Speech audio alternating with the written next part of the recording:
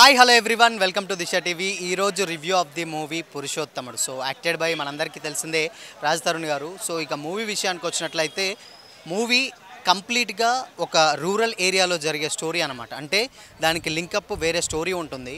So అది మనకు మీరు మూవీ చూస్తే అయితే అర్థమవుతుంది డెఫినెట్గా. సో సిటీలో ఉండేటువంటిది విలేజ్కి ఎలా లింక్ పెట్టాడనేదే స్టోరీ. అది చెప్తే స్పాయిలర్ అవుతుంది. డెఫినెట్గా మీరు మూవీ చూస్తేనైతే ఇందులో అర్థమవుతుంది అనమాట. ఇంకా స్టోరీ విషయానికి వస్తున్నట్లయితే స్టోరీ డెఫినెట్గా పాత స్టోరీయే, బట్ దాన్ని కొంచెం కొత్తగా చెప్పడానికి డైరెక్టర్ నిజంగా హ్యాట్స్ ఆఫ్ అని చెప్పాలి. ఏంటంటే స్టోరీ పాత దాన్ని ఎంగేజింగ్గా చెప్పడానికి చాలా బాగా ట్రై చేస్తారు. అది కూడా చాలా బాగా వర్కౌట్ అయింది. ఇంకా మెయిన్గా సినిమాలో డెఫినెట్గా ఏదన్నా హైలైట్స్ ఏమన్నా ఉన్నాయంటే లొకేషన్స్ అనమాట. కంప్లీట్గా ఒక పల్లె అంటే ఏంటంటే ఊర్లలో విలేజ్ నేటివిటీస్ ఎలా ఉంటాయో, బట్ మనం ఇంత మునుపు 90s జనరేషన్స్లో ఎలా అయితే చూసినామో ఆ టైంలో అయితే ఇప్పుడైతే కనిపిస్తుంది అనమాట ఈ మూవీలో.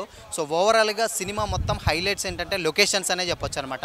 సో రాజ్ తరుణ్ గారు యాక్టింగ్ పర్ఫార్మెన్స్ మనకు తెలిసిందే. డెఫినెట్గా ఆయన రీతిలో ఆయన చాలా బాగా చేశాడు. అండ్ ఇక మెయిన్ యాక్టర్స్ విషయానికి వచ్చినట్లయితే సో యాక్టర్స్ అందరూ చాలా బిగ్ కాస్ట్ ఉన్నారన్నమాట. అటు ప్రకాష్ రాజ్ గారు కానివ్వచ్చు, లేకపోతే బ్రహ్మానందం గారు కానివ్వచ్చు, రమ్యకృష్ణ గారు, ఈవెన్ ఉన్నటువంటి అందరూ కాస్ట్ మొత్తం రాజరవీంద్ర గారు మొత్తం ఆల్మోస్ట్ అందరూ చాలా బిగ్గెస్ట్ కాస్ట్ ఉన్నారనమాట సినిమాలో.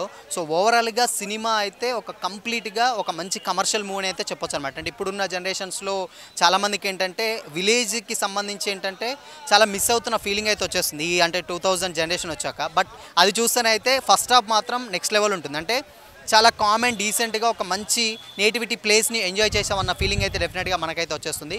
సో ఇక మెయిన్గా ఇప్పుడు ఉన్నటువంటి జనరేషన్స్లో ఆయన అందరూ అడుగుతున్నారు బేసిక్గా ప్రమోషన్స్కి చాలా బాగా రావట్లేరు అని చెప్పేసి. సో ఏంటంటే ఇప్పుడు ఆయన మనందరికీ తెలిసిందే అంటే ప్రమోషన్స్కి వస్తే ఏంటి అని.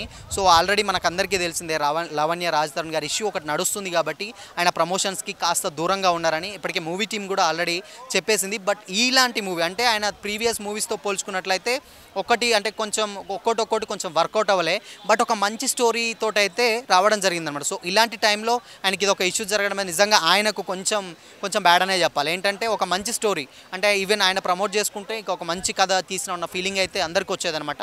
ఈవెన్ కంప్లీట్గా మెయిన్గా ఫ్యామిలీ ఆడియన్స్కి మాత్రం చాలా బాగా నచ్చుతుందన్నమాట సినిమా. సో ఒక మంచి మెసేజ్ ఓరియంటెడ్ తోటి ఒక చిన్న ట్విస్టే, బట్ దాన్ని ఎంగేజింగ్గా అనిపిస్తుంది. ఫ్యామిలీ ఆడియన్స్కి మాత్రం చాలా రోజుల తర్వాత ఫ్యామిలీ ఆడియన్స్ చాలా రేర్గా చూసినటువంటి స్టోరీస్ ఇవి మాత్రం చాలా బాగా అనిపిస్తుంది అనమాట. ఈవెన్ కౌసల్య గారు ఉన్నారు, మురళీ శర్మ గారు ఉన్నారు.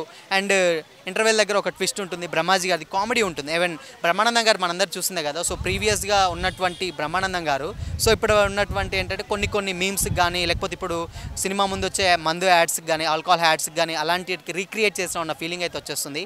అది చాలా బాగా అయితే వర్కౌట్ అవుతుంది అనమాట. సో ఓవరాల్గా సినిమా ఒక మంచి విలేజ్ నేటివిటీ స్టోరీ చూస్తున్న ఫీలింగ్ వచ్చేస్తుంది.